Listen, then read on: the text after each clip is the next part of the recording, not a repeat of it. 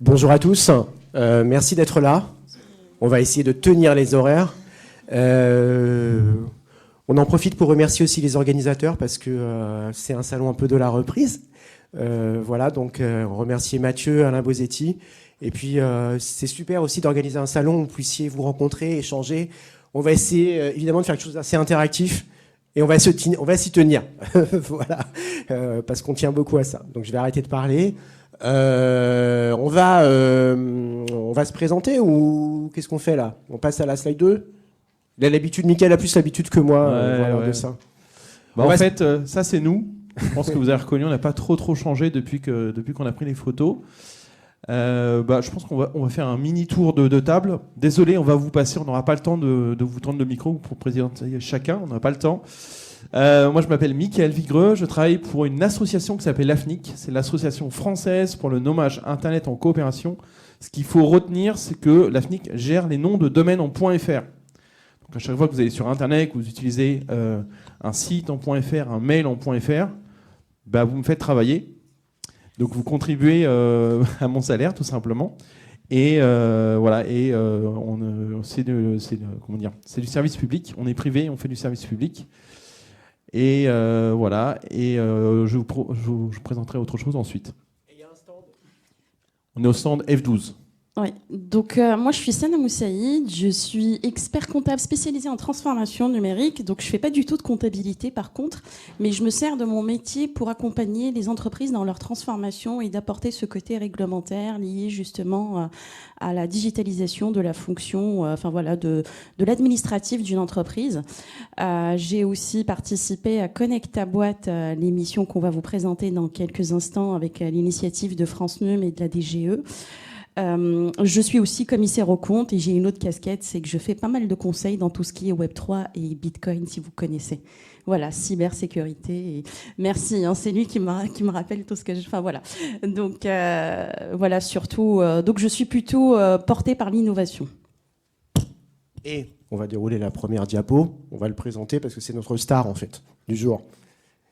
Alors, on a rencontré Frédéric. Et en fait, Frédéric, il fait partie de quelque chose... Vas-y, continue. Ouais. C'est la première entreprise de France. Alors, c'est qui la première entreprise de France?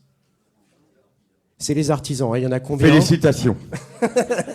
Et maintenant, combien il y en a en France d'entreprises artisanales? C'est énorme. Hein. Plus que 40 000. Il y en a combien? Plus que ça. Plus que 400 000. Environ 1,5 million. Ouais, on est à 1,4 million, 1,5 million. Voilà. Donc, Frédéric, qui vient de... Je me présente. Bonjour tout le monde. Frédéric Andrés. Je viens d'une belle région. Il fait bon vivre. La campagne, la montagne. Et que la montagne est belle. J'ai pas l'habitude. Moi, ma salle de mon travail, c'est l'atelier, les chantiers. Donc, je suis pas un orateur spécialisé. Mais je suis content d'être là pour me présenter le métier, l'artisanat. J'ai vu qu'il y a un collègue là-bas qui était artisan, des entrepreneurs qui vont se lancer dans le métier. Il faut savoir que le numérique, pour moi, juste pour faire court, ça a été une découverte parce que par rapport à mon métier, qui est la ferronnerie d'art, c'est 5000 ans d'histoire, la forge, quand l'homme a découvert qu'on pouvait transformer le métal, enfin l'acier, le fer au départ. C'est vachement important, je vous en parlerai après par la suite, et toute l'évolution et de ramener le numérique par rapport à un vieux métier. Voilà. Alors, pour commencer, ça va? Voilà, et Jean-Luc, donc je fais partie de ce projet qui s'appelle France Num. France Num, c'est le programme national donc gouvernemental pour la transformation numérique des TPE-PME. Donc de 0 à 249 salariés, on accompagne, on aide les entreprises. On dépend du ministère de l'économie, des finances, de la souveraineté industrielle et numérique, c'est très très long maintenant, et de la direction générale des entreprises. Et donc on a des initiatives qu'on vous présentera à la fin aussi pour vous aider, vous puissiez vous former gratuitement, vous puissiez demander des aides financières parce qu'elles existent. Et voilà, selon évidemment vos profils, il y a des choses qui existent pour utiliser le numérique et surtout pour avoir un retour sur investissement sur le numérique. Donc voilà Frédéric dans son atelier. Et donc Frédéric, on l'a découvert il y a 2 ans, enfin un peu plus de 2 ans. On va parcourir avec effectivement une émission de télé qu'on a produite, que peut-être certains d'entre vous ont vu, alors sur BFM TV, RMC Découverte, RMC Story. Il s'appelle Connecte ta boîte, que vous pouvez revoir, et qui donc permet d'accompagner des entrepreneurs, donc des commerçants, des artisans, des indépendants. C'est comme une émission de télé-réalité, on part des besoins de l'entreprise. On va visiter, et Philippe Bloch qui présente, qui est aussi un animateur de BFM et BFM Business, et aussi un entrepreneur, qui a créé Columbus Café en France, il y a il y a bien des années. Et puis, on va dans l'entreprise, et puis on donne des conseils. Donc là, vous avez 2 experts de l'émission, voilà, ça c'est le groupe, et vous pourrez voir, on va voir un extrait de l'émission, et on va voir ce qui s'est passé un peu chez Frédéric. Et donc, Frédéric, il a été accompagné pendant 2 mois par les experts, Michael, et Sana et Philippe. Et puis, c'est passé des choses, et c'est un peu ce qu'on va raconter là, et on va vous donner des conseils pratiques, et c'est son vécu. Donc, il va vous dire vraiment ce qui s'est passé, et après, on retourne le voir 2 mois après, et qu'est-ce qui s'est passé ? Voilà. Est-ce que ça a déclenché des choses ? Voilà. Et on va voir que ça a changé sa vie quand même, apparemment. Donc, on va vous montrer un petit extrait de l'émission. Ça dure pas longtemps, ça dure 4 minutes. C'est un extrait qui donc c'était diffusé sur BFM TV à l'époque, et c'est un 26 minutes en fait, donc là on va vous passer 4 minutes. Voilà, vous allez découvrir les conseils de Frédéric, et puis après on revient à l'entreprise. En complément, ce que m'a dit Jean-Luc, vas-y. Moi je suis un artisan qui travaille seul avec des apprentis, et croyez-moi, quand le numérique arrive dans l'entreprise artisanale, ça libère beaucoup de temps, et quand on a des jeunes, ce qu'il faut, c'est leur transmettre le métier, pour bien apprendre, pour bien travailler par la suite. Et le numérique, je ne suis pas vous vendre le numérique, hein, c'est pas mon boulot. Hein. Mais je veux dire tout simplement que si ça peut vous aider, allez-y, il ne faut pas avoir peur. Alors l'entreprise, il ne le dit pas, parce qu'il est modeste, Frédéric. L'entreprise s'appelle l'Atelier Saint-Martin, elle se trouve à Morillon, il y a un atelier, et en fait c'est un savoir-faire d'exception. Hein. Il faut savoir que Frédéric, il fait des pièces dans le monde entier, pour des châteaux, pour des hôtels. Voilà, c'est de l'art, hein, c'est forgé dans traditionnel, la forge à l'ancienne et à la française. Voilà, donc c'est vraiment un savoir qui peut se perdre. C'est une entreprise du patrimoine vivant aussi, il n'y en a pas beaucoup, donc c'est un savoir-faire qui doit être protégé. Et puis il y a besoin de jeunes pour transmettre le métier et reprendre l'entreprise. Voilà, Ils sont là les jeunes, hein, il y a des jeunes également là présents, il ne faut pas avoir peur, il faut y aller. Hein. Et puis vous savez, hein, il y a beaucoup de personnes ici. On œuvre tous, quelque part, la journée, sur l'atelier, chez soi, sur les chantiers. Et on le fait avec la main. Et je dis toujours, on peut le dire, on peut lever les mains, s'il vous plaît. Levons les mains, s'il vous plaît, regardez.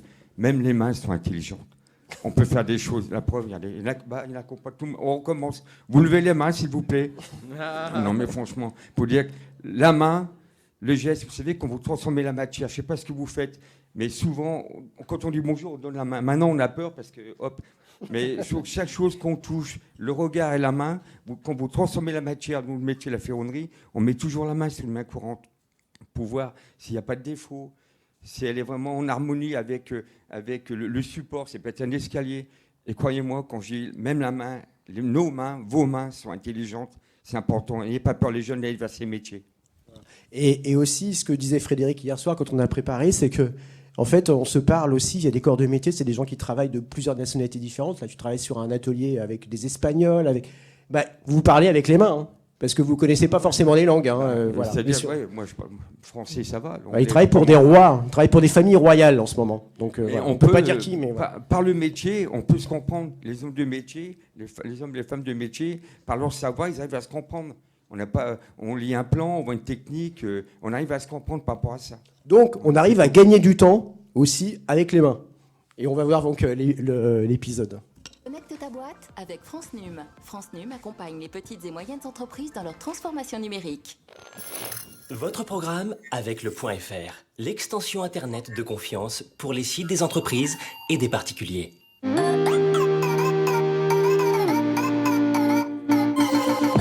Je suis Philippe Bloch. J'ai réuni autour de moi les meilleurs experts du numérique et de la communication pour accompagner les entrepreneurs, artisans, commerçants et professions libérales. Avec un seul objectif, améliorer leur chiffre d'affaires. Ton site, il pourrait être mieux référencé, plus visible et probablement aussi plus vendeur avec de meilleurs contenus. Je veux qu'on travaille tous les deux à transformer ton site pour qu'il te rapporte des clients. Je reconnais que je n'ai pas tout compris dans le détail, mais vous êtes des pros, je vous fais confiance. Mais t'as pas peur ? J'ai pas peur. Bon, Frédéric, Ouais. avant de commencer à voir tout ce qu'on va faire sur ton site internet, moi j'aimerais que tu montres un petit peu ce que tu fais. Allez, on y va. Allez. On a une rampe d'escalier en fer forgé. D'accord. On a un escalier en limon central avec des marches en bois. On a un portail qu'on est en train de restaurer. Très bien. Et là, la clé a été perdue. On doit reconstituer le système pour pouvoir utiliser cette serrure. Super. On va aller dans le bureau. Je vais D'accord. t'expliquer ce qu'on va faire sur ton site internet pour t'aider à vendre. Alors Frédéric, tu as un très beau site, mais il ne te rapporte pas de clients. Très peu. Donc laisse-moi te montrer quelque chose. J'ai listé tout à l'heure toutes les activités. Je vais te montrer un exemple. Je vais taper portail. Portail fer Haute-Savoie. Haute-Savoie. Je recherche. Et si tu regardes bien, tu n'apparais pas dans les premiers résultats. Son vrai problème, c'est que son site est mal référencé. Être référencé, ça veut dire être trouvé dans les résultats des moteurs de recherche, quand on tape des mots qui ont un lien avec son activité. Si je suis quelqu'un qui veut faire un portail en fer forgé, je vais taper ça dans un moteur de recherche D'accord. et je vais tomber sur tes concurrents. Pas sur toi, pas sur ton entreprise. Si tu n'es pas dans les premiers résultats, on ne viendra pas sur ton site internet. Donc si tu veux être vendu, tu dois d'abord être vu. Montre-moi qu'est-ce qu'on peut faire. Tu vois, à ton site internet, j'ai rajouté une nouvelle partie, la partie blog. Oui, je la vois, elle est ici. Là. Voilà. Dans le blog, on va apporter du contenu. Les clients, ils attendent de savoir comment poser un portail, comment choisir un portail, comment l'entretenir. Il faut apporter des solutions aux clients. Et ça permet potentiellement de se retrouver en première page, alors. Exactement. Mais c'est génial. Si tu t'astreins à faire chaque semaine un article où tu viens apporter un conseil différent toutes les semaines, Sur des ouvrages différents. sur des ouvrages différents, c'est comme ça que tu vas améliorer ton référencement et que tu vas arriver dans les premiers résultats. Je t'ai rédigé un article. J'ai un titre, du texte, une photo et, souviens-toi, un bouton. Ton visiteur vient sur ta page, il ne te connaît pas, mais à la fin, tu lui dis « Demandez immédiatement votre devis ». C'est-à-dire qu'il vient chez toi, tu lui donnes une action et tu dis « Commande chez moi ». Sais-tu que les entreprises qui ont un blog ont 73% de prospects en plus par rapport aux entreprises qui n'en ont pas. 73% des gens qui sont consultés, qui sont en première page, ils ont des blogs. Pourquoi on ne l'a pas proposé avant, quoi? Franchement, j'ai de là, si on pouvait se taper la main, ce matin, je fais embrasser Sana. Attends, je vais te donner un petit coup de coude. Tac, là. Tu te rappelles le code? Allumer le feu. Allumer le feu. Je suis chaud patate, là, on y va, là. Il y a Frédéric en 2020, il y a Fred 2021. Philippe, bonjour. Dis donc, allez, viens. Tu te rappelles? Aujourd'hui, il utilise l'outil de gestion parce qu'il lui permet de gagner du temps. Hey, qu'est-ce qui s'est passé ici? Tes dossiers sont partis? Est-ce qu'ils sont contents de ces photos que tu leur envoies? Et est-ce que ça renforce ta relation avec eux? Parce que tu avais un petit peu peur de ça, rappelle-toi, quand on en a parlé.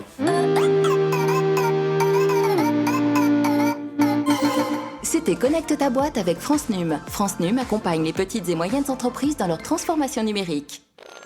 C'était votre programme avec le .fr, l'extension Internet de confiance pour les sites des entreprises et des particuliers. Je vous ai même laissé la pub à la fin. Écoutez, tout ce que je peux dire, c'est vrai que ça fait drôle de se voir comme ça à la télé, mais depuis ce janvier 2021, ils sont venus 4-5 jours à l'atelier avec les apprentis. On a vraiment œuvré là-dedans, dans le numérique, et franchement, on gagne du temps. Si vous voulez, des exemples, quand tu es un artisan, il fait tout. Il fait les devis, il reçoit les clients, il va voir les chantiers, il refait les devis, il se met d'accord avec le client, il gère les achats, il prend les cotes, il fabrique, il transmet le métier aux jeunes, il relation avec les banques, il va voir son comptable. Croyez-moi, dans une journée, les 24 heures, ça ne suffit pas. Et pas pour ça en plus, il faut finir le travail, bien le faire, aller chercher l'argent, se faire payer et recommencer. Qu'est-ce qui se passe? Moi, la comptabilité, je faisais le dimanche, hop, la gestion quotidienne administrative le soir après les heures de travail, c'est vachement compliqué. Le numérique, maintenant, on arrive à... Enfin, ça m'a permis depuis janvier 2021 de ramener l'automatisme dans ma petite entreprise artisanale, même si on n'est que 3. Avec moi, on est 4, avec les apprentis. On arrive à gagner du temps parce qu'on peut... Maintenant, je scanne tout. Mon beau comptable était à 1 heure de l'atelier. Ça fait 2 heures aller-retour. C'est terminé maintenant. C'est tout scanné. Ça passe par la dématérialisation, par le numérique. Franchement, Sana, merci. C'est génial. mon site internet, c'est vrai, quand on dit sur le... Là, je fais le commercial pour vous. Hein, vous m'invitez à manger à midi. Hein. Eux aussi, d'accord. Bien. Commencez à choisir le repas. Mais le blog, le coup du blog, franchement, c'est génial. Je peux le dire, je suis chaud patate. Ça marche parce que actuellement, mon site, il est dans les premières pages. De toute façon, on ne peut pas tout prendre, mais ce qui est important, c'est qu'au moins que les gens puissent venir sur le site, découvrir l'entreprise, on les invite à venir à l'atelier. Et tout ce système du numérique, ça fonctionne. N'oublions pas que, vous avez vu un peu dans le film, la ferronnerie, c'est encore un travail manuel.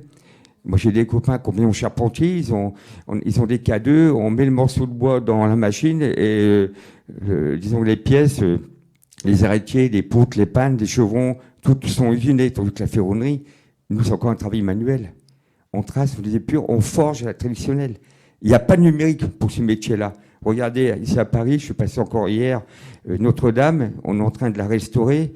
Il y a les charpentes, c'est les compagnons charpentiers qui la font, les compagnons couvreurs, il y a des maçons, des tailleurs de pierre. C'est pas une machine-outil qui fait ça. C'est l'homme et la main. Donc, il faut surtout pas oublier, ça vous n'êtes peut-être pas beaucoup d'accord avec moi, le numérique, c'est bien, mais n'oublions pas l'essentiel, l'homme et la main et son savoir. Parce que le numérique, il faut que ce soit un outil complémentaire. Mais il faut que ce soit toujours l'homme et son savoir-faire qui doit dominer le numérique. Vous m'en voulez pas, hein, mes amis. Merci. On est d'accord, Frédéric. Voilà, c'est un outil, c'est un moyen, mais ça ne se substitue pas à l'humain, quoi. Eh ben, on va parler. Tu parlais de la gestion. Justement, c'est le premier point, comment gagner du temps, parce que quand on est seul, comme disait Frédéric, et qu'on a quelques employés voient qu'on est seul, le gain de temps, c'est aussi de l'argent. Donc, quelles sont les actions que tu as mises en place pour Frédéric? Et puis, voilà, quand on n'est pas beaucoup dans son entreprise, quand on est seul, qu'est-ce qu'on peut faire concrètement pour... Voilà, alors on a fait 5 points, on a repris les 5 points de l'émission d'ailleurs. Et puis Frédéric va nous dire ce qu'il en a pensé et en quoi ça l'a aidé. Et alors, il a un peu révélé le truc, tout de suite. Frédéric l'a si bien dit, en fait, c'est le cas, je pense, que de tous les entrepreneurs qui sont ici. La comptabilité, c'est quelque chose qui est assez chronophage. Ça prend du temps. Il y a beaucoup de paperasse. Et effectivement, si on arrive vraiment à faire gagner du temps sur cette partie-là, ça vous libère pour vous concentrer sur votre cœur de métier. Parce que ton métier, à toi, c'est pas forcément de faire de la comptabilité. Et Frédéric, en fait, il passait du coup du trajet. Il passait 2 heures par semaine, enfin par mois, aller-retour pour aller chez son comptable, sans oublier qu'il fallait qu'il gère la comptabilité. C'était tous les dimanches. Et aujourd'hui, en fait, on a la chance de voir exister sur le marché des outils qui sont très, très simples pour faire sa comptabilité. Et en fait, si vous devez choisir un outil, je vous conseille surtout de choisir un outil qui est accessible en ligne, qui est facile, qui va vous permettre de piloter, en fait, votre activité avec un classement de factures, mais surtout, en fait, qui va vous permettre de suivre vos résultats. Mais ça, on le verra juste après. Et donc, en fait, le classement, ce qu'on a fait avec Frédéric, c'est qu'il avait énormément de papiers et on a classé tout ça, en fait, de manière numérique. Donc, le même classement qu'il avait sur ses classeurs, on s'est retrouvé avec la même chose directement en ligne. Donc, classé par mois, par activité, par fournisseur ou par client. Et du coup, ça lui a permis d'avoir, en fait, tout qui soit bien géré. Et quand son comptable ou n'importe qui lui demande telle facture, il va aller chercher, il sait où la trouver assez facilement. On a noté aussi l'archivage légal. Pourquoi ? Parce que la gestion électronique de données, aujourd'hui, vous pouvez la faire sur n'importe quel cloud. Mais quand on est en système d'archivage légal, c'est en cas de contrôle fiscal. Il faut que l'administration fiscale puisse se rendre compte que le fichier n'a pas été altéré. Vous n'avez pas modifié par la suite le document. Donc, je vous invite à regarder les systèmes d'archivage légal. Aussi, ce qu'on a fait, c'est que je l'ai mis sur un outil, en fait, plutôt tendance. Et c'est un outil, en fait, qui va passer automatiquement à la facture électronique parce qu'à horizon 2024, à partir de 2024, donc à partir de demain, les entreprises vont avoir l'obligation d'émettre des factures électroniques. Et donc, c'est avec une notion de taille. Les petites entreprises, ça va être à horizon juin 2026. Mais la réception, le fait de devoir recevoir la facture électronique, c'est à partir de juin 2024. D'accord ? C'est pas l'objet de l'atelier d'aujourd'hui, mais la facture électronique va faciliter énormément de choses. Et c'est pas une facture qu'on fait sur Word. C'est pas une facture qu'on fait, qu'on imprime, une facture électronique. Une facture électronique, c'est une facture qui est créée et classée et de manière électronique. D'accord ? Et ça, c'est très, très très important sur cette partie-là. Et donc aujourd'hui, d'ailleurs, les chiffres, ça montre que 80% en fait des TPE françaises, des dirigeants de TPE utilisent encore les outils de bureautique Word et Excel. Sachez qu'en cas de contrôle fiscal, c'est très compliqué pour l'administration fiscale de remonter à l'origine de la facture. Et s'ils n'arrivent pas à remonter à l'origine de la facture, ce qu'on appelle la piste d'audit fiable, du coup, ça remet en cause toute votre comptabilité, rejet de comptabilité, 5 000 € d'amende, non-déductibilité de TVA, et j'en passe. Mais ça, c'est ma casquette expert comptable, donc on pourra en parler lors d'un autre atelier. Mais ça, c'est très important de le comprendre. Les notes de frais, aujourd'hui, en fait, vous savez, quand on va au restaurant, on les laisse dans son sac, ou enfin, en tout cas, moi aussi, je les laisse dans mon sac. Et donc, au bout d'un moment, ça peut se détériorer. Aujourd'hui, même hier, tu m'avais montré aussi ton application. Il est très content et très fier, Frédéric, de l'utiliser aujourd'hui. Et donc, ça lui permet de la prendre en photo tout de suite. Et elle part directement chez l'expert comptable pour pouvoir s'auto-saisir, enfin, entre guillemets. Et du coup, ça lui permet un gain de temps formidable. Ce que tu viens de dire, c'est exactement ça. L'avantage aussi, c'est qu'on n'imprime plus. On économise du papier. On a investi dans un logiciel de devis aussi qui est normalisé par le gouvernement aussi, c'est important. Chaque devis doit être numéroté, doit être archivé. La comptable, l'expert comptable commissaire aux comptes peut accéder directement sur le logiciel de devis, donc elle peut récupérer donc les factures ventes, etc. Donc il y a une gestion, on a la gestion des chantiers aussi, qui sont faits par le numérique. L'archivage légal, c'est tout à fait vrai, quoi. Après, moi, je suis peut-être pas parfaitement à jour là-dessus, quoi. Il faudra que je regarde. C'est encore un programme à améliorer. Mais tout ça, c'est fonctionnel. Ça fait peur au début. Je me disais, tiens, c'est vrai que je vais avoir 62 ans. Je me dis, pourquoi je m'emmerdais, avec ça. Je me dis, j'ai passé l'âge. Mais comme j'ai des jeunes qui sont là, je dois penser à eux avant de penser à moi. Donc, je veux dire, autant que mon entreprise artisanale, elle puisse au moins suivre l'époque et puis la jeunesse qui vont être confrontés à tous ces problèmes. Il faut penser à eux déjà. Mais surtout, tu l'as dit, Frédéric, en fait, l'avantage aujourd'hui, c'est qu'effectivement, tu n'as plus besoin d'envoyer toi-même et de faire cette action de récupérer les factures de vente, de les envoyer à l'expert comptable. C'est connecté directement à la comptabilité. Soit c'est connecté à la comptabilité, soit c'est des fichiers qu'on peut envoyer tous les mois. Et c'est très accessible, ce genre d'outils. En fait, vous pouvez en trouver entre 10 €, 20, 30 €. Et je vous déconseille de prendre des outils gratuits parce que quand c'est gratuit, c'est vous le produit. Et souvent, ils ne sont pas conformes à la réglementation. D'accord, mais on en parlera parce que je pense qu'il y a encore une slide sur le sujet. Oui, ça c'était la satisfaction client. En fait, aujourd'hui, ça c'est vraiment le plus gros point. Mais que l'on soit ferronnier, que l'on soit dans une entreprise de service, aujourd'hui, les clients deviennent très très exigeants. En fait, avec Internet, aujourd'hui, ils ont l'impression que tout doit être fait en un clic, et c'est très complexe. Et c'est pour ça que du coup, effectivement, ce qu'on a fait avec Frédéric, c'est mettre en place un outil de gestion de projet, parce que lui, il est artisan, il passait son temps à prendre des photos, à les envoyer à ses clients et lui dire, voilà, où est-ce que j'en suis au niveau de mon chantier, c'est avancé à 30%, 40%. Des fois, en fait, lui envoyer un message en disant j'ai du retard parce que mon fournisseur ne m'a pas livré. Et en fait, on a aboli tout ça en mettant en place un système, un outil de gestion de projet où tout est déjà calé dans l'outil et le client peut suivre l'avancée des travaux avec les photos. Le client a des notifications quand Frédéric rajoute une photo. Il a une notification quand Frédéric rajoute une information. Et donc, du coup, évidemment, tout ce qui est lié au retard, pourquoi il y a le retard, pourquoi en fait il y a un problème sur l'outil, le client peut répondre à l'issue de ça.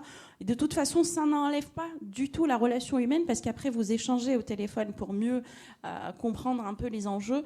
Mais la première chose, c'est que déjà, le client sait qu'il a un accès et dans un endroit assez accessible. On ne l'a pas fait pour Frédéric, mais pour la relation client, vous pouvez aussi mettre en place un CRM, un outil de gestion de la relation client qui va vous permettre aussi, surtout dans les entreprises de services, de suivre un petit peu la satisfaction client avec un certain nombre d'indicateurs. Je continue, évidemment, tout ça fonctionne. Moi, pendant des années, j'envoyais un mail à mes clients avec des photos, l'avancement des travaux, voilà, on en est là, il reste ça à faire. Et par principe, et comment j'ai été formé, dans notre métier, quand on réalise une rampe d'escalier, par exemple, on fait une épure, c'est-à-dire qu'on dessine la rampe d'escalier à l'échelle 1 avec les volutes, avec les feuilles, l'ornementation, les boulons laiton. On fait venir le client à l'atelier et puis on dessine ensemble la rampe pour que vraiment que ce qu'on va forger, ça correspond à ses attentes. Des fois, on a des clients qui sont sur Paris, puis mon atelier, il est en montagne à Saint-Ouen-Morillon, c'est une station de ski du Haut-Gifre. On fait de la pub, merci. Mathieu, il est où? Et les gens qui ont des résidences secondaires, ils ne sont pas toujours là. Donc, le fait de les informer, comme je faisais très souvent, les photos, les mails, c'est bien, ça prend du temps. C'est que maintenant, le logiciel qu'on a mis en place, automatiquement, les clients ils ont accès sur le logiciel, ils regardent quand ils veulent l'avancement des travaux. Donc ça, c'est aussi un point positif. Et ça veut dire aussi, Frédéric, moins d'emails, de choses à envoyer. C'est les clients qui vont chercher l'information. Donc les images ne sont pas perdues. Des fois, ça rajoute pas des images dans les boîtes aux lettres inutiles. Voilà, quoi. Les gens téléchargent ce qu'ils ont envie de télécharger. Quoi, voilà. Sécurisé aussi. Ouais. On va passer... Oui, surtout le client, il peut avoir accès vraiment qu'au chantier dédié et qu'aux informations qu'on aura décidé de lui donner, parce que ce même outil sert aussi entre Frédéric et ses collaborateurs. Et donc, voilà, je vous invite à aller regarder tous les outils de gestion de projet qui peuvent être intéressants aussi pour vous. Et effectivement, au niveau de l'outil de facturation, tout à l'heure, on parlait un peu au global de ce qu'il faut avoir, mais l'outil qu'on avait choisi avec Frédéric, ce sont vraiment les outils aujourd'hui qui sont, en majorité des outils aujourd'hui, ils sont liés avec la banque. Donc, en fait, ça permet de voir et de suivre le règlement client. Il est aussi suivi, on a aussi une gestion des fournisseurs dedans pour qu'ils puissent faire ses commandes. À chaque fois qu'il a un chantier, en fait, Frédéric, il rentre les variables et ça permet tout de suite, en fait, même de déclencher la commande auprès du fournisseur. Et si on va beaucoup plus loin, en fait, il y a les collaborateurs. Lui, il peut saisir son temps parce que on en parlait, en fait, à cette époque-là, c'est de se dire, est-ce que tu es rentable sur tes chantiers? Ah ouais, mais des fois, je passe plus de temps que prévu. Je lui ai dit, Frédéric, je ne te demande pas de te facturer plus cher parce que je peux comprendre que tu t'es engagé sur ça, mais au moins savoir si tu es rentable ou pas, ça te permet pour la suite de facturer peut-être plus cher, moins cher et de pouvoir piloter cette activité-là de cette manière-là. Et surtout aujourd'hui, vous le savez tous, hein, avec la hausse des prix de la matière première, ça lui permet vraiment d'avoir un véritable suivi de son activité. Et on a aussi quelque chose qui est hyper sympa, c'est une rentabilité par chantier. Il sait si tel chantier il a été rentable, celui-là non. Et ça lui permet du coup au moins de voir un petit peu comment, pour ajuster les variables aussi. Et donc piloter son activité, savoir du coup s'il a de la trésor ce mois-ci, s'il doit relancer les clients, quand est-ce qu'il va payer les fournisseurs. Et donc, c'est assez intéressant pour lui parce que quand on l'a sur Excel ou sur Word, tout ça, en fait, toutes ces informations-là, il ne les a pas. Dans tous les cas, de toute façon, ce qu'il faut savoir, que l'artisanat, pour travailler, il faut vendre le produit. Il faut savoir se vendre. Pour savoir se vendre, il faut qu'en face, si on est un client, il est prêt à rentrer dans les budgets du devis qu'on lui donne pour pouvoir réaliser le chantier. Ensuite, par rapport à tout ça, il faut ce qu'on appelle, moi j'appelle ça l'esprit d'équité, c'est-à-dire qu'il faut que tout le monde soit gagnant, c'est qu'il faut soit prêt dans le partage, dans le projet à réaliser, du chantier à réaliser, à fabriquer, sans oublier que par rapport à ça, après on fait le débours, quoi. C'est-à-dire qu'il faut financièrement que l'entreprise, les deux pieds touchent le sol et puis qu'on ne soit pas boiteux, quoi. Donc, et ça permet aussi, donc, tout ce coût de revient, ce qu'on appelle le coût de revient d'un travail, doit être calculé par rapport au prix de vente aussi au départ. Parce qu'on peut chiffrer quelque chose, aller à 10 000 euros, et puis le client, lui, non, nous, on a que 8 000 euros pour le faire, qu'est-ce qu'on fait? Donc, tout ce schéma de numérisation des devis, de garder la bibliothèque, ça permet automatiquement de pouvoir rebondir sur un autre projet, parce qu'en réalité, la matière première, elle est variable, mais le fait qu'on a les prix du coup des sections, on peut améliorer nos achats. Oui, avec le suivi effectivement des chantiers qui ont été poursuivis, ceux qui ont été ratés, pourquoi, pour quelles raisons. Et donc ça permet vraiment un pilotage et un suivi de l'activité, ce qui est quasi indispensable aujourd'hui, surtout par ces temps qui sont un peu durs et un peu compliqués au niveau des rentabilités. Je sais que Michael est impatient de me piquer le micro parce que c'est ces deux actions. Non, il nous reste 15 minutes. Juste petite transition. Là, Sana et Frédéric vous ont expliqué comment ils avaient pu gagner du temps avec la facturation. Allez voir l'émission. Vous avez tous les replays qui sont en ligne. Connecte ta boîte.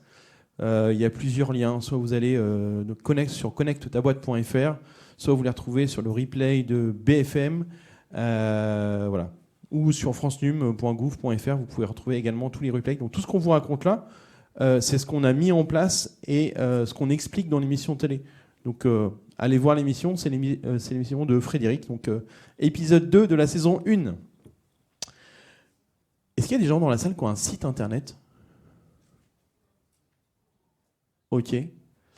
Le site internet, pour vous, ça sert à quoi ? Qui pense ? Alors, je vais vous faire 4 propositions. Vous me dites, vous levez la main quand c'est bon. Il n'y a qu'une seule. Donc, la première, un site internet, ça sert à faire beau. Un site internet, ça sert à trouver des clients. Ok. Un site internet, ça sert à améliorer sa notoriété. Un site internet, ça sert à convaincre, à vendre. Bon, en vrai, je pense que le site internet ne sert que à vendre. Quand je suis arrivé, quand j'ai fait la rencontre avec Frédéric, il avait ce que j'appelle un site vitrine. Et d'ailleurs, souvent, ça fait 8 ans que je viens au salon, et souvent, je vous vois, vous, artisans, commerçants, entrepreneurs, vous me dites « Ah ouais, je voudrais un site vitrine » ou « J'ai un site vitrine ». Mais bon, il ne me rapporte rien. C'est vrai, hein ? Quand je t'ai rencontré, Frédéric me disait le site internet, j'ai un site, hein, il est beau. Hein. Et c'est vrai qu'il était beau, des belles images. Il avait fait bosser un professionnel. Et son site internet, il lui apportait rien du tout. Quand je dis rien du tout, c'est pas de nouveaux clients, pas de devis qui rentrent. Et l'enjeu du site internet, si je pouvais donner une image, et on en reparlera, j'ai une autre conférence à 14h30 cet après-midi, où on va parler du sujet, donc en plus longtemps. Pour moi, le site internet, c'est votre Jean-Claude Convenant à vous, qui va bosser 24 heures sur 24. Alors Jean-Claude Convenant, pour ceux qui sont un peu plus jeunes, c'est le commercial de Caméra Café. Donc le site internet, c'est un commercial qui bosse pour vous 24 heures sur 24, 7 jours sur 7. Il n'y a pas de grève, il n'y a pas de gilet jaune, il n'y a pas de problème de transport, il n'y a pas de Covid. Il bosse tout le temps. Et donc, ce que j'ai proposé à Frédéric, c'est de lui amener un commercial, c'est-à-dire d'utiliser le site internet comme un nouveau canal de vente. Et en fait, je vous donne un exemple tout bête, mais hier, je me suis fait très mal à l'œil. J'ai ramoné ma cheminée et j'ai une poussière qui m'est tombée dans l'œil. Et donc, mon premier réflexe, c'est j'ai demandé à Google comment faire pour se nettoyer l'œil, qu'on avait une poussière qui était coincée sous la paupière. J'ai trouvé, donc je me suis rincé l'œil, etc. Et donc, on passe notre temps à poser des questions au moteur de recherche. Donc, ce que je dis à Frédéric, tes clients, comment ils te trouvent ? Alors, tu me disais le bouche à oreille. Mais moi, mon objectif, c'est que ces nouveaux clients le trouvent parce qu'ils avaient demandé à Google comment réparer un garde-corps en fer forgé, comment installer un garde-corps, comment redorer une porte en fer forgé, etc., etc. Et ce que j'ai mis en place chez Frédéric, c'est un blog. Pourquoi un blog ? Alors, pas un blog pour dire « Youhou, je rencontre Frédéric et Mickaël aujourd'hui au salon SME ». Ça, tout le monde s'en fout. Hein. Vos clients, ça ne les intéresse pas du tout. Par contre, ce qui intéresse les clients de Frédéric, c'est savoir comment réparer ou comment installer des pièces en fer forgé. Alors, comment ça s'est passé, Frédéric ? Dis-nous. Bon, il est vrai qu'en 2020-2021, quand c'est arrivé, mon site internet, c'était un peu comme une vitrine. On parlait du métier, des travaux réalisés, l'état existant, l'état projeté, l'état final, mais il n'y avait pas de blog. Et ils m'ont convaincu, et puis ça s'avère que ça fonctionne. Vous voyez, il a mis une partie des blogs. Il y en a d'autres, on essaye d'en mettre tous les trimestres, je sais pas, ça prend du temps aussi, ça, il faut savoir bien le faire. Et c'est vrai que ça permet le moteur de recherche de faire passer le site devant mes confrères. Un coup c'est un coup c'est moi, un coup c'est eux, voilà. Donc il faut essayer de toujours le tenir. Faut œuvrer également là-dessus. Voilà. Mais au moins on te trouve. Vas-y, Sana. Je voulais juste dire qu'effectivement, quand on a gagné du temps sur son administratif, parce qu'il y passait aussi ses dimanches, du coup, il avait il avait un peu de temps pour aller prendre de nouveaux clients. Parce que quand on l'avait rencontré, t'étais t'avais plus de temps pour des nouveaux clients, t'étais déjà débordé. Et donc, c'était ça aussi le travail qu'on a fait avec Michael, parce que dans l'émission, Philippe disait, notre objectif, c'est d'augmenter leur chiffre d'affaires, mais l'objectif, c'est de gagner du temps. Si on gagne pas de temps, on peut pas, le temps n'est pas extensible, on peut pas reprendre de nouveaux clients. Et c'est ça qu'on a fait avec Frédéric. Tout à fait, c'est ce qui a été fait. Ça fonctionne, le résultat, il est là. Après, de toute façon, il ne faut jamais oublier qu'il faut tout le temps se remettre en question et améliorer ce qui existe. Mais ça marche, ça fonctionne, je suis là pour vous le dire. Donc, tu as commencé à écrire un petit peu. Vous pouvez aller voir son site internet. Tu as commencé à écrire un petit peu, il y a du contenu. Et puis, le site internet, tout à l'heure, je vous parlais de Jean-Claude Convenant, de vendeur. Pour moi, un site, donc je vous ai dit, ça sert à convaincre, à convertir. Un site vitrine, imaginez, vous êtes sur les Champs-Élysées, on est à Paris, donc on est sur les Champs-Élysées, il y a plein de boutiques, il y a plein de vitrines, puis vous passez devant une vitrine. Oh, c'est beau, hein, c'est beau ce qu'ils font. Ok, il n'y a pas de porte, on ne peut pas rentrer, c'est une vitrine, donc on s'en va, on va dans le magasin à côté. Est-ce que c'est votre objectif d'avoir une vitrine, ou est-ce que votre objectif, c'est d'avoir une belle boutique sur les Champs-Élysées, donc comprendre la première page des résultats de Google? C'est l'objectif qu'on s'était donné. Donc pour ça, il faut apporter des réponses intéressantes, pertinentes aux questions que se posent vos clients. Et je dirais même, il faut apporter la meilleure réponse. La meilleure réponse. Donc il faut du contenu. Et puis une fois qu'on a ce contenu, on ne va pas le garder pour soi. Ce serait trop dommage. Il y en a qui sont sur les réseaux sociaux ici ? Et ben voilà, vous avez vu que vous êtes plus nombreux sur les réseaux sociaux que ceux qui sont sur les sites internet. Souvent sur les sites internet, on va liker, on va retweeter, on va partager, etc. ce que les autres ont publié. Mais quand on écrit un super contenu de qualité, qu'est-ce que je vais venir partager sur les réseaux sociaux ? Mes solutions, mes contenus, et je vais demander aux gens leur avis sur les publications que j'ai rédigées moi-même. Et c'est comme ça que je vais agrandir ma communauté. Donc Instagram, c'est tout récent, hein, Frédéric. Donc je vais agrandir ma communauté. Et puis, dans le tas des gens qui vont me retrouver comme ça sur Facebook, Instagram, TikTok, LinkedIn, Twitter, selon votre secteur d'activité, il y a des gens qui vont se dire « Ah, mais c'est super intéressant ce que Frédéric il publie là sur son site internet. Ça intéresse aussi mes clients, mes fournisseurs, mes investisseurs. Je vais faire un lien sur mon site internet aussi. » Et ça aussi, ça m'aide au référencement. Et donc, Frédéric, tu peux expliquer un tout petit peu comment tu t'es pris, parce que tu n'es pas spécialiste d'Instagram. Un jour, tu m'as parlé de TokTok. Ça savais pas TikTok. Un jour, c'était WhatsApp et tout ça. Donc, comment tu as fait pour Instagram ? Parce qu'en étant seul, on ne sait pas trop comment tu t'y es pris. Tu as des photos, qui c'est qui fait ça avec toi ? Tu n'es pas tout seul. C'est une vraie organisation. Il a quasiment un community manager. Hein. C'est toute une histoire. Hein. Donc, écoutez, pour moi, c'est pas été très compliqué. Hein. J'ai délégué tout simplement à ma cousine. Ta cousine, qui est spécialiste là-dedans. Chacun son métier. Vous savez...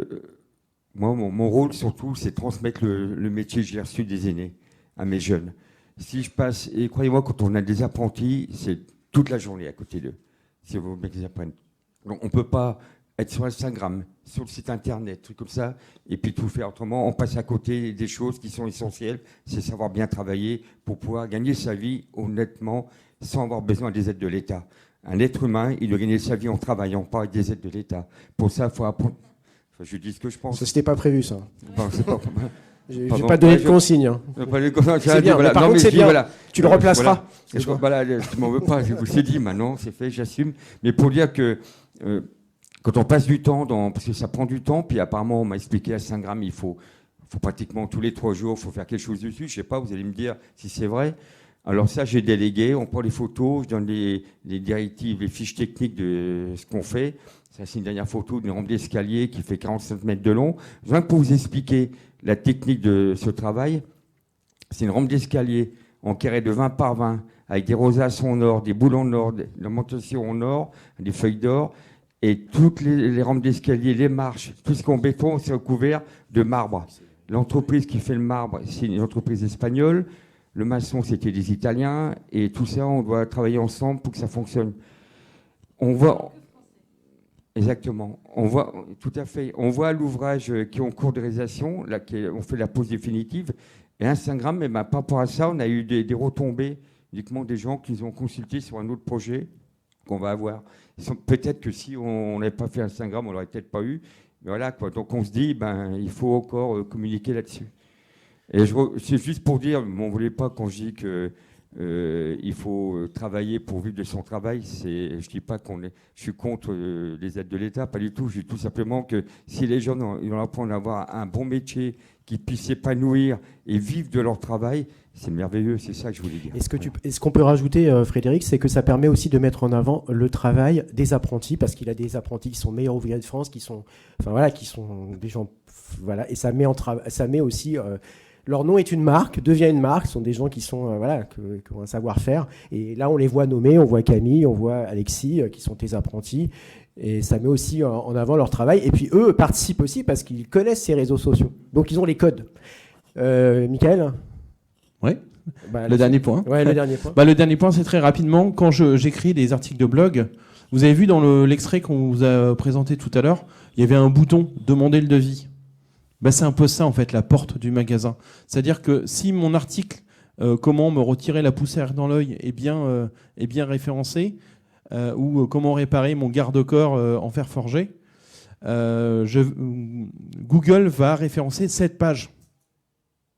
Et donc, comme on ne connaît pas, sur cette page, on doit avoir un bouton d'appel à l'action. Achetez mon produit, prenez rendez-vous, demandez votre devis, inscrivez-vous à la newsletter, téléchargez notre livre blanc gratuit en l'échange d'autre chose. Voilà. Une action, toujours. On ne laisse jamais le visiteur venir sur son site, venir voir sa vitrine et repartir. Alors, on va juste passer donc quelques aides de l'État. C'est la partie la plus... que l'État parle à la fin, récupère les impôts, donc il parle aussi. Hein.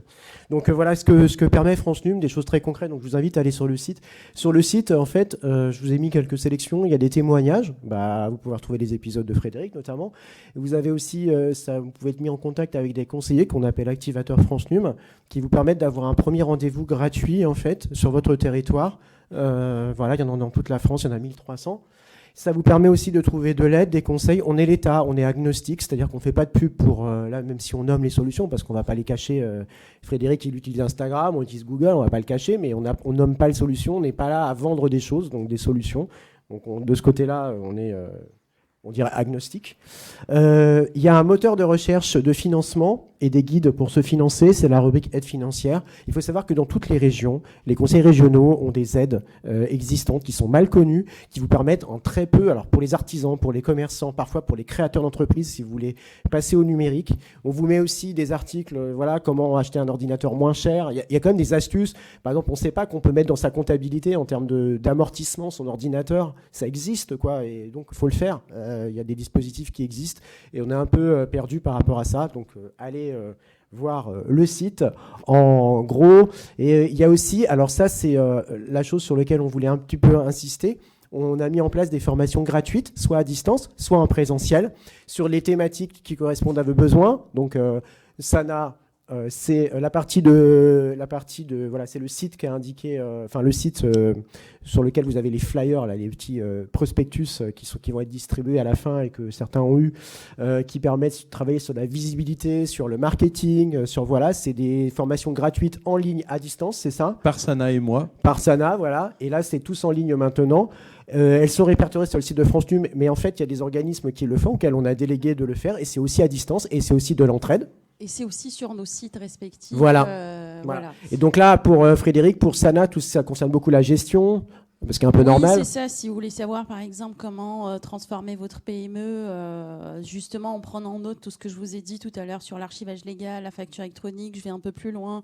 Sur le RGPD, faites attention, c'est pas parce que vous êtes un auto-entrepreneur que vous n'êtes pas soumis. Il y a pas mal de choses en fait à connaître un petit peu. Et donc, si vous voulez regarder, c'est en ligne, c'est gratuit et c'est 2 formations par entreprise. Voilà. Et Et donc, c'est ouvert. Il y a quelques critères, mais bon, voilà. Et si vous avez besoin... Venez nous voir à la fin, on vous expliquera. Parce que j'ai mis mes coordonnées. Vous avez vu que c'est pas courant pour quelqu'un de l'État. J'ai mis mon numéro de téléphone professionnel. Donc n'hésitez pas, envoyez-moi des SMS. C'est une première en fait. J'avais jamais fait ça, mais je me suis dit bon bah on en a parlé ce matin. Je dis c'est pas mal de mettre son numéro parce qu'on dit souvent que l'État ne communique pas. Donc vous pouvez m'envoyer un message. Je vous promets que je vous réponds. Les gens me connaissent, hein, donc voilà. Je suis à témoin, donc interpellez-moi. Je suis sur les réseaux sociaux. Mais ça c'est mon numéro professionnel, enfin mon email professionnel et mon numéro. Laissez-moi un SMS, tout ça. On tient beaucoup à ce que vous faites en tant qu'entrepreneur, auto-entrepreneur. On pense que l'avenir et c'est super d'être entrepreneur. Voilà, on va essayer de prendre une ou deux questions rapidement. S'il y a une ou deux questions. J'ai juste peut-être. Moi, j'ai une question pour vous. On a une question là-bas. Je vais apporter mon micro. Si le concept connecte ta boîte, c'est quelque chose qui vous séduit, qui vous plaît, bah moi je vous invite à nous le dire sur les réseaux sociaux. Donc on a adoré Connecte ta boîte au salon SME ou voilà. Et si vous n'avez pas aimé, si vous n'avez pas aimé la conférence, si vous l'avez aimé, si vous trouvez qu'il y a des choses à améliorer, on est preneur, on apprend autant que vous. Moi j'ai appris des choses aujourd'hui sur la GED que je connais pas. Hein. Et c'est vrai que dans la critique, c'est là où on s'améliore. Donc n'hésitez pas aussi. Ouais, il y a ça. Et puis allez-y. Bonjour. Moi j'aurais une question assez basique. C'est que mettre tout ça en place, ça prend du temps et de l'argent. Alors après, on en gagne, mais à un moment, il faut l'investir. C'est quoi vos arguments pour convaincre un artisan? Alors juste une chose, il n'y a pas de questions basiques. Hein. Voilà, toutes les questions sont bonnes, hein, franchement. En fait, je trouve qu'aujourd'hui, beaucoup d'outils sont très très simples et assez accessibles. Hein. Un outil de facturation à 10 € par mois pour gagner du temps, je trouve que c'est assez accessible. Pour convaincre, évidemment, c'est le gain de temps et surtout, c'est se conformer. Parce que Frédéric, tu l'as dit, mais si vous faites sur Word, vous n'allez pas suivre vos factures. Vous avez un risque de rejet de comptabilité. Alors que si vous le faites sur des outils qui sont conformes, déjà, en fait, vous avez tout ce qui est chaîne numérique, suivi de la numérotation. Quand on crée une facture, il n'est pas possible de la supprimer, il faut faire un avoir. Donc tout cela, en fait, c'est vraiment obligatoire déjà. Hein. Donc au-delà de tout ça, c'est obligatoire au niveau de la fiscalité et au niveau lors des contrôles. Mais en plus de ça, je vous assure, généralement, moi, ce que je trouve au niveau du numérique, c'est que les clients prennent 5, 10 outils. Ne vous cassez pas la tête à prendre énormément d'outils. Prenez-en des outils en fait, dont vous avez l'utilité et utilisez votre outil à 100%. Quand vous avez un outil qui permet à la fois de faire de la facturation, permet à la fois d'analyser la marge, qui permet à la fois de vous donner la rentabilité, allez jusqu'au bout de cet outil-là et ne vous rajoutez pas des outils complémentaires à chaque fois. Et c'est ça le problème en fait. C'est pour ça que vous retrouvez et que les clients se retrouvent avec une masse d'outils incroyable et qui a un prix du coup qui n'est pas maîtrisé. Bonjour. Excusez-moi, pourquoi moi j'aide la France et la France n'aide pas moi? C'est hors sujet peut-être, je ne sais pas. J'ai pas compris, excusez-moi. Pourquoi moi j'aide la France et la France aide pas moi? Là, c'est pas. Enfin, on n'est pas sur le sujet véritablement Voilà. Une autre question? Une dernière question? Alors, on va se retrouver soit à la sortie, soit sur le stand réussir.fr, qui se trouve juste, voilà, on pourra répondre à vos questions pour les gens qui en ont. Et voilà, alors il y a différentes questions, mais il y a le temps, il y a un atelier après. Donc, allez-y, monsieur. J'avais une petite question pour Madame Sana. Vous avez dit que vous êtes expert comptable? Oui, tout à fait. Oui, c'est juste savoir, est-ce que j'ai quel statut d'entreprise je peux prendre? Je veux dire, c'est SAS ou SARL, quand je vais accumuler deux activités qui n'ont rien à voir l'une et l'autre. Une SARL peut le faire ou pas? Alors oui, c'est possible de cumuler plusieurs activités, mais pour répondre, il faudrait que j'ai beaucoup plus de détails. Et effectivement, en 2 minutes, c'est compliqué, mais on va prendre la dernière question. Sinon, ce qu'on va faire, on reste là de toute façon. On va se mettre juste à la sortie parce que je pense que l'organisation va nous sortir. On reste dans le couloir juste là et on répond à toutes les questions. On prend tout le temps nécessaire. Bonjour. Est-ce que vous avez des noms de logiciels de comptabilité? Alors généralement, je donne pas de nom parce que ça dépend vraiment de facturation ou de comptabilité. Si c'est de facturation, je sais qu'il y a du QuickBooks, il y a des experts comptables qui vont pas aimer, il y a du Axonote, Axonote, il va être un peu plus cher, mais beaucoup plus complet. Il y a énormément d'outils. Pour Frédéric, c'était Projetbat parce que c'est un artisan. En fait, moi, souvent, je regarde en fonction de l'activité du client et c'est rarement le même que je vais conseiller à vous tous, en fait. Mais essayez surtout de regarder toutes les fonctionnalités qu'il a et mettez pas plus de 30 € dans un outil de facturation. Parce que Axonote, c'est celui qui va être le plus cher, mais il fait un CRM, il fait pas mal de choses. C'était toi qui l'as copié, ça. Moi, c'est bon. Bah merci. Merci. Du coup, merci à tous. Et donc rendez-vous dehors ou sur le stand réussiren.fr et bon salon et merci d'être venu et bonne journée à vous. Voilà. Et donnez-nous de vos nouvelles. Voilà. Et on peut s'applaudir parce qu'on est entrepreneur. Applaudissons-nous. Bravo à vous.